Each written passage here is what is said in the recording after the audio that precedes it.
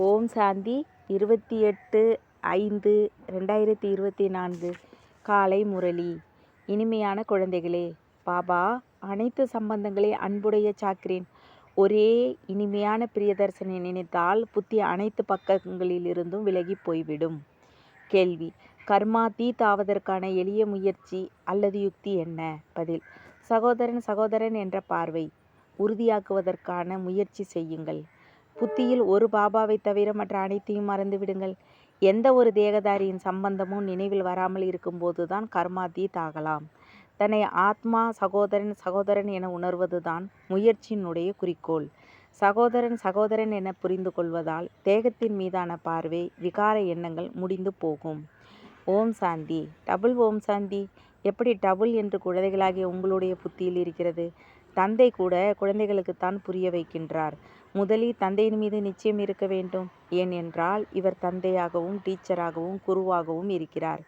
லௌகீக முறையில் தனித்தனியாக இருக்கிறார்கள். இளமை பருவத்தில் ஆசிரியர் படிக்க வைப்பார்.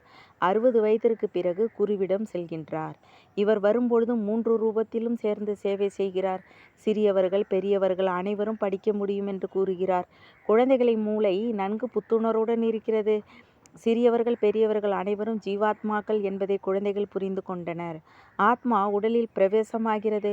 ஆத்மா மற்றும் உடலில் வித்தியாசம் இருக்கிறதல்லவா?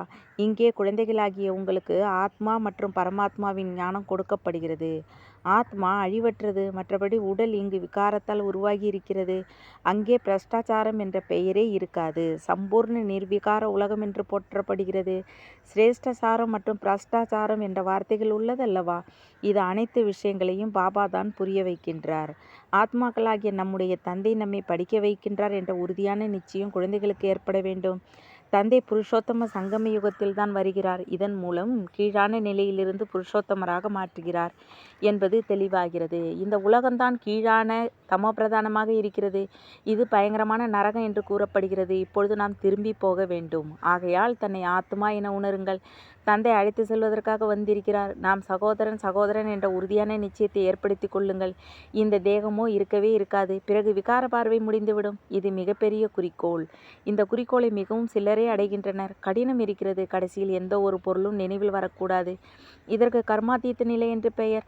இந்த தேகம் கூட அழியக்கூடியது. இதிலிருந்து பற்றை நீக்குங்கள். பழைய சம்பந்தத்தில் பற்று வைக்காதீர்கள். இப்பொழுது புதிய சம்பந்தத்தில் போக வேண்டும். கணவன் மனைவி என்ற பழைய அசுர சம்பந்தம் எவ்வளவு சீச்சியாக இருக்கிறது. தன்னை ஆத்மா என உணருங்கள் என பாபா கூறுகின்றார். இப்பொழுது திரும்ப வேண்டும். ஆத்மா என உணர்ந்து கொண்டே இருந்தால் சரீர உணர்வு இருக்காது. கணவன் மனைவி என்ற ஈர்ப்பு விலகி போய்விடும். கடைசி காலத்தில் மனைவியை நினைத்து இந்த சிந்தனையில் இறந்தால் என எழுதப்பட்டிருக்கிறது. ஆகையால் கடைசி காலத்தில் வாயில் கங்கை நீர் இருக்க வேண்டும். கிருஷ்ணரின் நினைவு இருக்க வேண்டும் என்று கூறுகின்றார்கள். பக்தி மார்க்கத்தில் கிருஷ்ணனின் நினைவு இருக்கிறது. கிருஷ்ணன் பகவான் வாக்கு என்று கூறி விடுகின்றனர். இங்கேயோ தேகத்தை கூட நினைக்கக்கூடாது என்று பாபா கூறுகின்றார். தன்னை ஆத்மா என உணருங்கள். மற்ற அனைத்திலிருந்து மனதை விலக்குங்கள். அனைத்து சம்பந்தங்களை அன்பு ஒருவருக்குள் சாக்கரின் போல ஆகிவிடுகிறது. அனைவருக்கும் இனிமையானவர் மற்றும் அனைவருக்கும் பிரியமானவர் பிரியதர்ஷன் ஒருவர்தான். ஆனால் பக்தி மார்க்கத்தில் எத்தனை பெயர்கள் வைத்திருக்கின்றன. பக்தி மிகவும் விஸ்தாரமாக இருக்கிறது. யாகம், தவம், தானம், தீர்த்த யாத்திரைகள், விரதம் இருத்தல், சாஸ்திரம் படித்தல், இவை அனைத்தும் பக்தியினுடைய விஷயங்கள். ஞான விஷயங்கள் எதுவுமே இல்லை. இது கூட புரிய வைப்பதற்காக நீங்கள் குறிப்பெடுக்கின்றீர்கள்.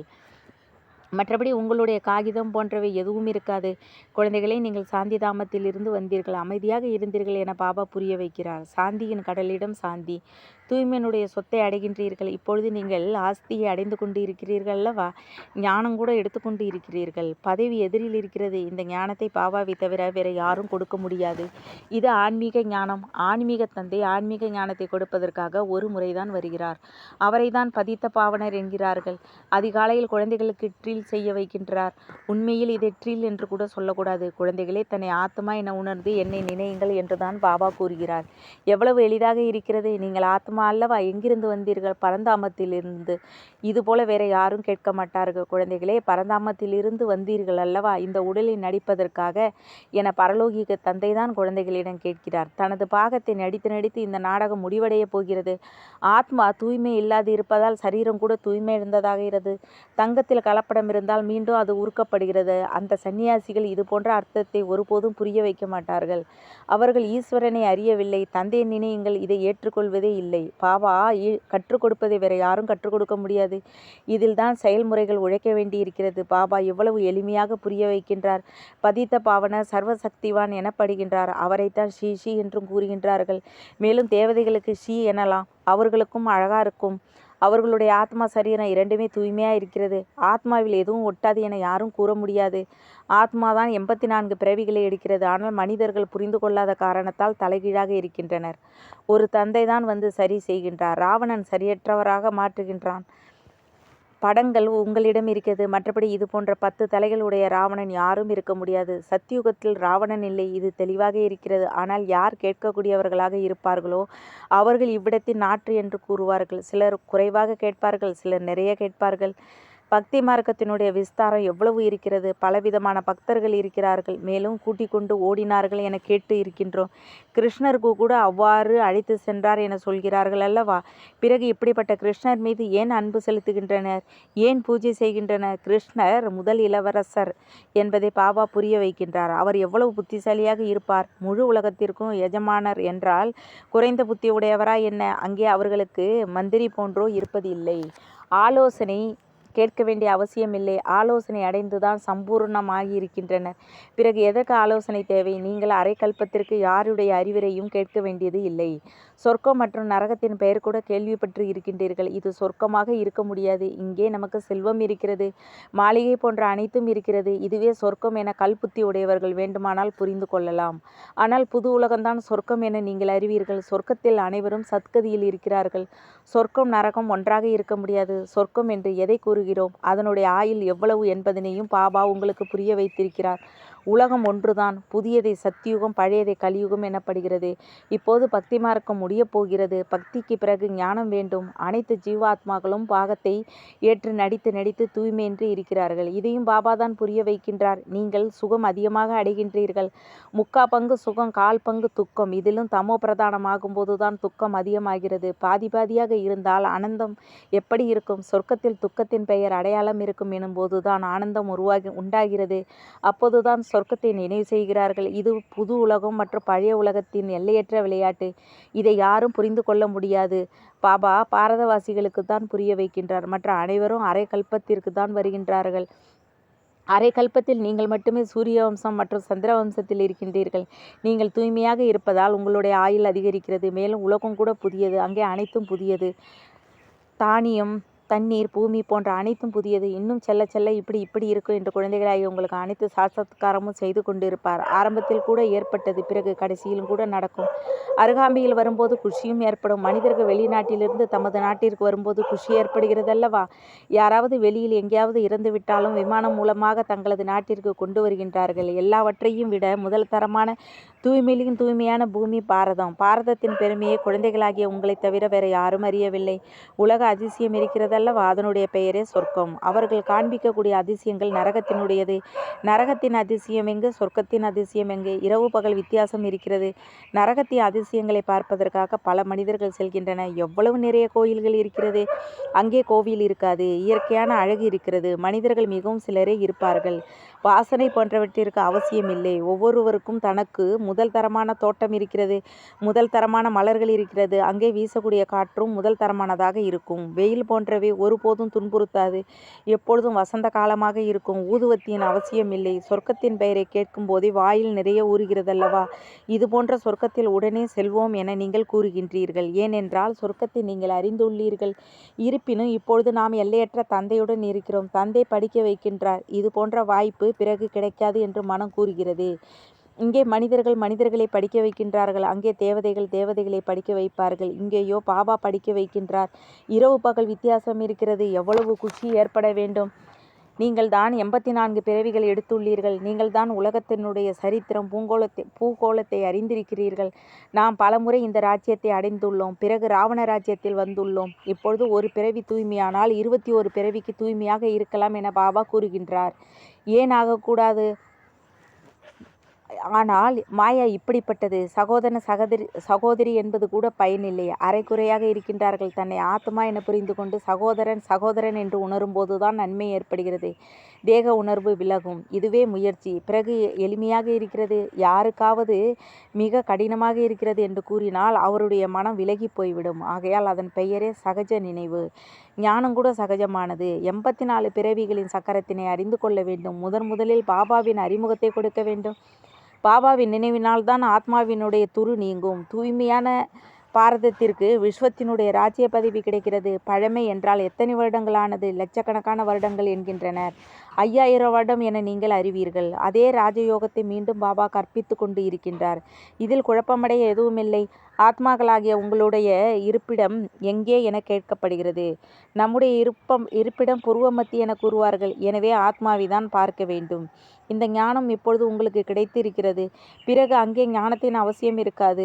முக்தி ஜீவன் முக்தி பெற்றுவிட்டால் முடிந்தது. முக்தியில் இருப்பவர்கள் கூட தனது நேரத்தில் ஜீவன் முக்தியில் வந்து சுகம் பெறுவார்கள்.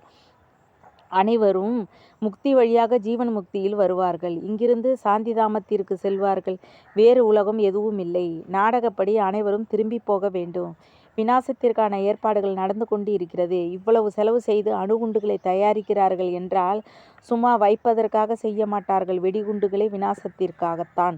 சத்தியுகம் திரேதாயுகத்தில் இந்த பொருட்கள் இருக்காது. இப்பொழுது 84 பிறவிகள் முடிவடைந்து விட்டது. நாம் இந்த உடலை விட்டுவிட்டு வீட்டிற்கு திரும்புகிறோம். தீபாவளி என்று அனைவரும் புது புது நல்ல ஆடைகளை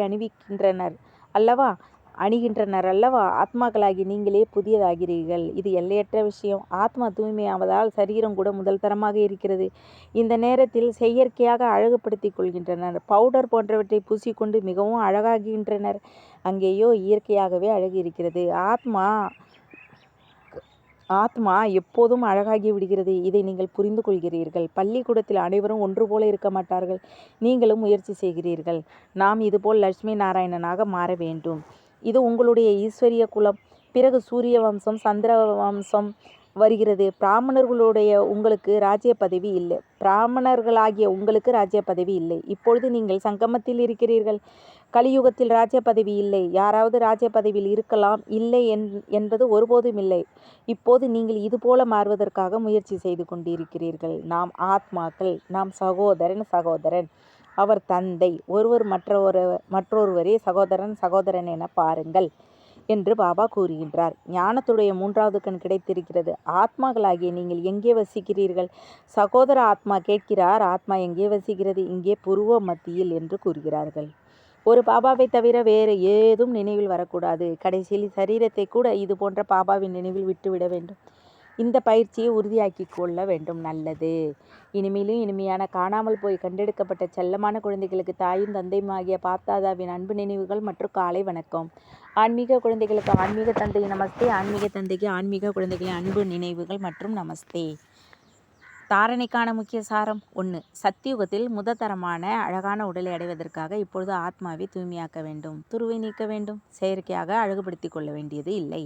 2. சதா தூய்மையாக்குவதற்காக ஒரு பாபாவை தவிர வேறு எதுவும் நினைக்காமல் இருப்பதற்கு பயிற்சி செய்ய வேண்டும். இந்த தேகத்தை கூட மறந்து இருக்க வேண்டும். சகோதரன் என்ற பார்வை இயற்கையாக உறுதியாக்கி கொள்ள வேண்டும். வரதானம். நல்லாசை மற்றும் நல்ல விருப்பங்களின் ஒத்துழைப்பால் ஆத்மாக்களை மாற்றுபவராகி முழுமையாக வெற்றி பெறக்கூடியவர் ஆகுக. எந்த ஒரு செயலையும் பிராமணர்களுக்கு உருவாகி நமது நல்ல ஆசை மற்றும் நல் விருப்பம் என ஒத்துழைப்பு தருவதால் வாயு மண்டலம் கோட்டையாகிறது. அதுவே ஆத்மாக்களை மாற்ற வல்லது.